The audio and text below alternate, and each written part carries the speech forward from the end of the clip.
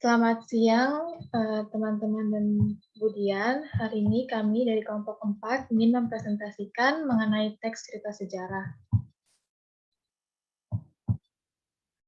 Kelompok kami terdiri dari Bernardia Arnoldi dari absen 6, saya Gisa Aurelia dari absen 13, Hendriet Daniela dari absen 16, Johannes Nathanael dari absen 20, dan Tiaga Paramadewi dari absen 33.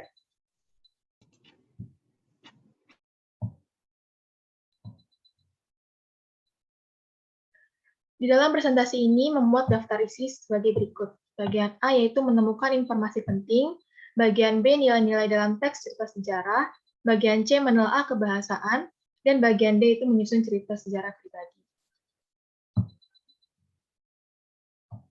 Bagian A, menemukan informasi penting, pengertian. Nah, menurut KBBI ini, sejarah adalah kejadian atau peristiwa yang benar-benar terjadi pada masa lalu. Sedangkan teks merupakan naskah sejarah, naskah yang berupa kata-kata asli dari pengarang. Nah, dari hal tersebut kita bisa simpulkan bahwa teks cerita sejarah adalah suatu naskah atau narasi yang mengandung unsur-unsur sejarah seperti tokoh, waktu, nama tempat, dan peristiwa sejarah.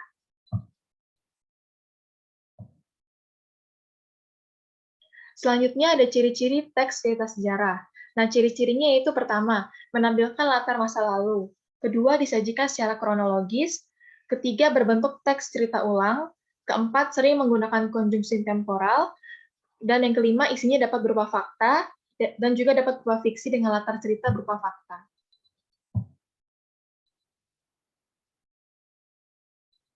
Selanjutnya ada jenis-jenis teks cerita sejarah. Yang pertama yaitu teks cerita sejarah berdasarkan fakta sejarah. Teks cerita sejarah berdasarkan fakta sejarah disusun berdasarkan fakta sejarah. Tokoh dalam teks cerita sejarah benar-benar ada. Begitupun juga dengan latar kronologis peristiwa yang diceritakan. Contohnya yaitu ada Hatta Aku Datang Karena Sejarah karya Sergius Sutanto, Hidup Sesudah Max Havelaar karya Mayon Sutrisno, dan Kupilih Jalan Gerilya roman hidup Panglima Besar Jenderal Sudirman karya Ero Kajat. Berikut ada contoh buku Hatta Aku Datang Karena Sejarah karya Sergius Sutanto.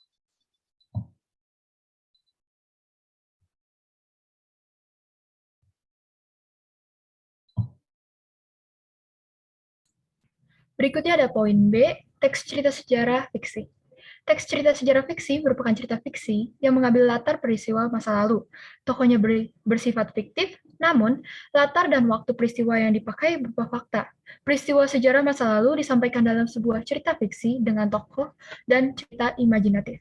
Contoh bukunya ada Pulang karya Leila S. Chudori, kemudian ada Lingkar Tanah Lingkar Air karya Ahmad Tohari, dan juga Burung-Burung Manyar karya YB Mangunwijaya. Berikut contoh dari buku Lingkar Tanah, Lingkar Air, karya Ahmad Tohari.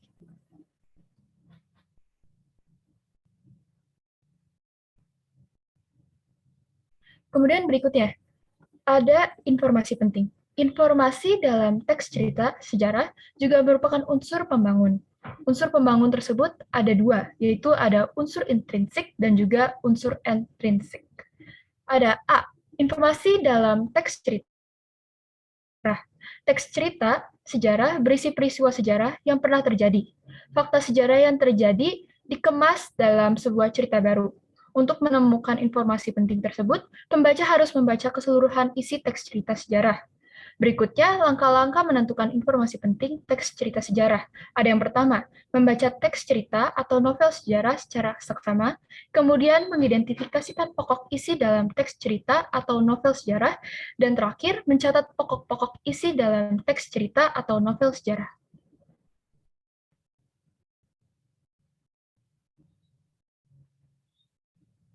Nah, poin terakhir di informasi penting ini ada unsur pembangun teks cerita sejarah. Teks cerita sejarah mempunyai unsur pembangun. Unsur pembangun teks cerita sejarah dibedakan menjadi unsur intrinsik dan ekstrinsik, seperti yang sudah saya bahas sedikit sebelumnya.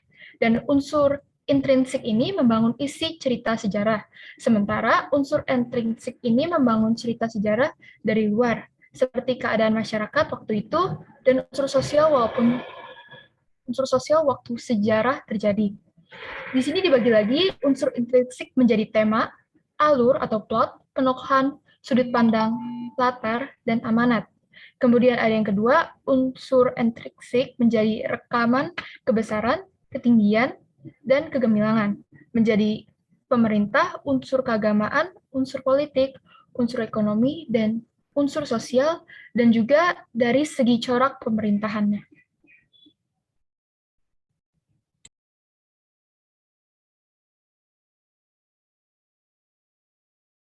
Lalu yang kedua adalah nilai-nilai dalam teks cerita sejarah.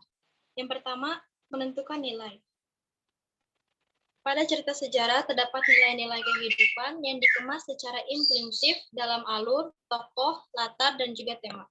Nilai tersebut bersifat edukatif dan bersifat mendidik. Untuk menemukan atau menentukan nilai yang terkandung dalam cerita sejarah, diperlukan beberapa langkah. Yang pertama, kita harus membaca cerita sejarah dengan teliti dan cermat. Lalu, mengamati perilaku tokoh yang telah kita temukan, dan yang terakhir, dan yang berikutnya, mengamati serta menemukan nilai-nilai di dalam cerita sejarah. Lalu yang terakhir adalah menyimpulkan nilai yang terkandung dalam cerita sejarah tersebut. Lalu yang kedua adalah nilai-nilai dalam teks cerita sejarah. Yang pertama adalah nilai moral, yaitu nilai yang berhubungan dengan perilaku seseorang. Lalu nilai religius, atau nilai yang mengandung unsur keagamaan, nilai budaya, nilai yang berkaitan dengan adat, nilai sosial, yaitu nilai yang berhubungan dengan kehidupan bermasyarakat, nilai pendidikan, atau nilai yang mengandung unsur pengajaran, nilai psikologi, nilai patriotisme dan nasionalisme, nilai politik, dan juga nilai hukum. Lalu yang ketiga, keterkaitan nilai teks cerita sejarah. Nilai pada teks cerita sejarah mempunyai hubungan dengan kehidupan pada saat ini yang dapat diketahui melalui analisis terhadap tindakan atau perilaku tokoh di dalam cerita. Contohnya adalah nilai sosial, yaitu nilai yang berhubungan dengan masalah sosial dan hubungan antar masyarakat. Yang terakhir adalah konversi nilai-nilai teks cerita sejarah menjadi teks eksplanasi. Teks cerita sejarah dapat diubah menjadi bentuk teks lainnya yang disebut dengan istilah konversi teks, atau perubahan yang dilakukan pada suatu teks menjadi teks lainnya tanpa mengubah isi pokok pada teks. Contohnya adalah teks eksplanasi yang merupakan suatu teks yang menjelaskan suatu fenomena alam ataupun sosial yang terdiri dari 3 struktur, yaitu pernyataan umum, deretan penjelas, dan juga penutup.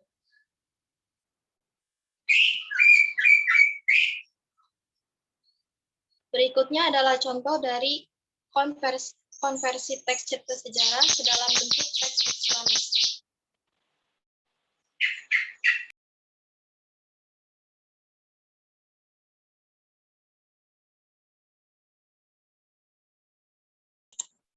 Bagian C, menelaah kebahasan. Yang pertama, ada keterangan. Keterangan adalah kalimat yang mudah berpindah posisi. Fungsi dari keterangan ini adalah memberikan informasi tambahan dalam suatu kalimat. Berikut beberapa jenis keterangan. Yang pertama ada keterangan tempat, menerangkan tempat kejadian, di, ke, dari, dan lain-lain. Dua, keterangan waktu, menerangkan latar waktu, dalam, pada, sebelum, setelah, dan lain-lain.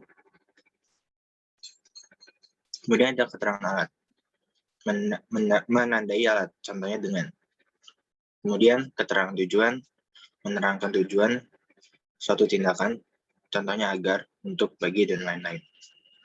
Berikutnya keterangan cara, menerangkan cara, contohnya dengan, secara, dengan cara, dan lain-lain. Kemudian keterangan penyerta, menerangkan penyerta, contohnya dengan, bersama-sama, beserta, dan lain-lain. Kemudian keterangan perbandingan, membandingkan dua aspek. Contohnya bagaikan, seperti, dan lain-lain. 8. Keterangan sebab, menerangkan alasan terjadinya. Contohnya karena, sebab, dan lain-lain.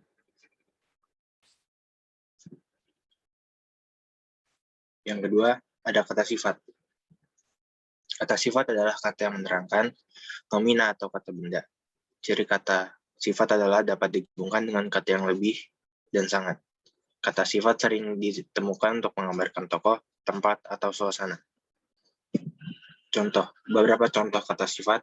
Yang pertama baik, besar, kaya, dan kotor.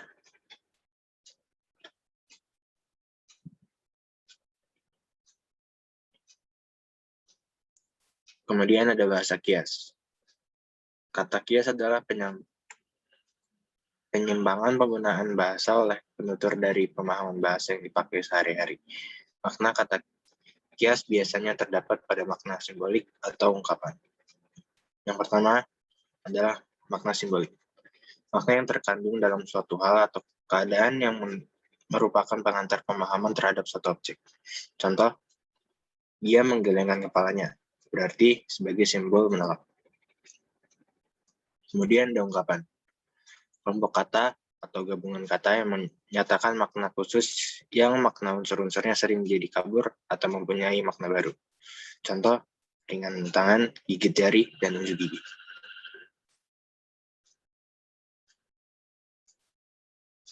Kemudian ada peribahasa.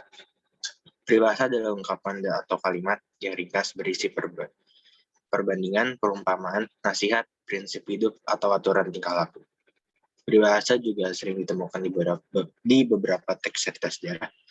Kata yang bermakna kiasan ini digunakan si penulis untuk menumbuhkan khayalan atau imajinasi para pembaca saat membacanya, dan membuat lebih indah ceritanya. Contoh, ada udang di balik batu, artinya mempunyai keinginan yang disembunyikan. Yang kedua, ringan sama dijinjing, berat sama dipikul, artinya bersama-sama saat suka maupun duka.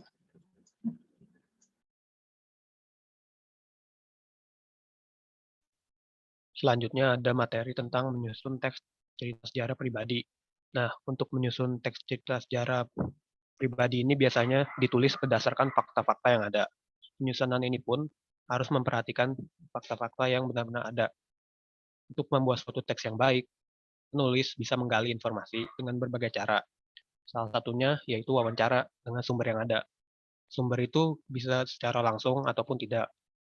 Nah, dengan didapatkannya data yang faktual, penulis bisa menggunakan data-data tersebut sebagai landasan untuk penulisan teks cerita sejarah tersebut.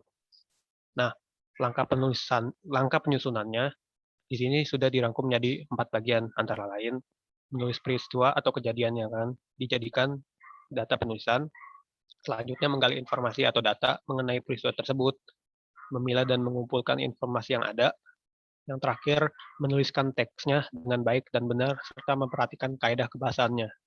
Selanjutnya.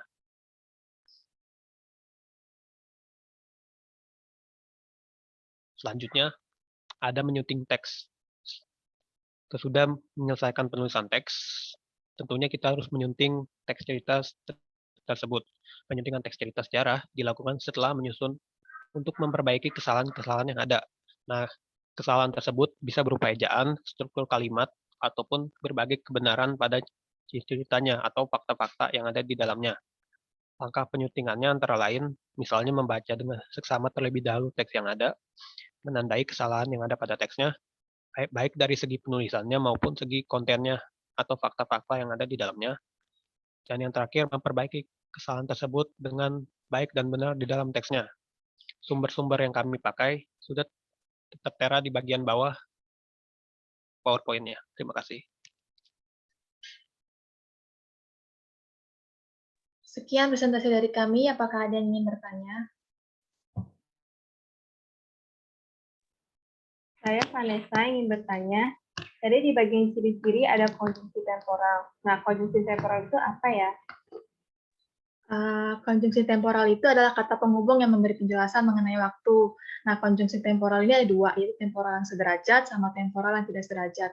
Kalau yang sederajat itu ditempatkan di tengah, jadi tidak bisa ditempatkan di awal atau di akhir kalimat, dan sifatnya setara. Contohnya, lalu, kemudian, sebelumnya, setelah, dan selanjutnya. Untuk temporal yang tidak sederajat itu dapat diletakkan di awal, di akhir, dan di tengah kalimat. Dan sifatnya itu bertingkat. Contohnya sejak, ketika, hingga, apabila, dan saat. Terima kasih. Saya Felix, saya ingin bertanya. Ada kata sifat lain nggak selain yang sudah disebutin tadi? Saya akan menjawab pertanyaan dari Felix. Ada banyak.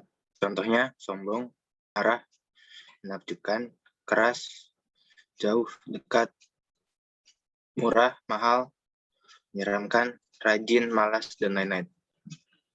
Sekian. Makasih. Saya ingin bertanya dari Vincent dari kelompok 3. Tadi disebutkan terdapat unsur dari teks cerita, ada unsur ekstrinsik dan intrinsik. Bisa jelas lebih jelas nggak maksud dari unsur ekstrinsik? Makasih. Cek.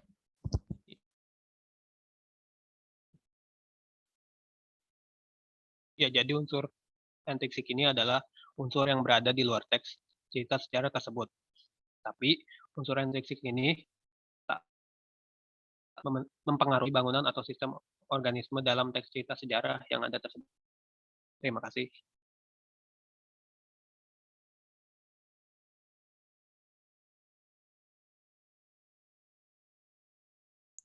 Saya mau bertanya, bisa dijelaskan nggak struktur teks cerita yang kedua itu?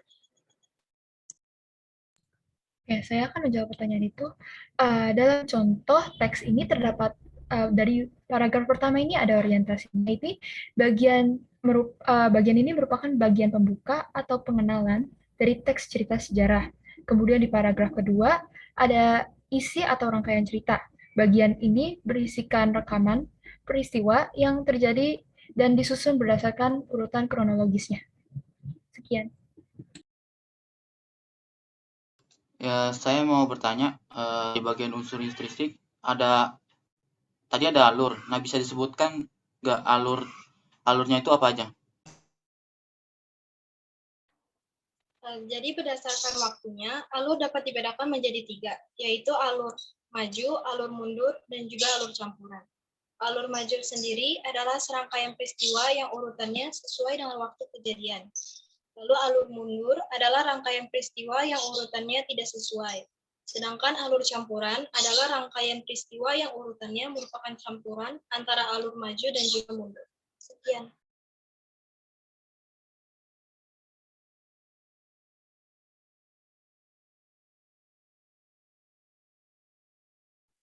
Oke, baik. Jika sudah tidak ada pertanyaan, sekian dari kelompok kami. Terima kasih.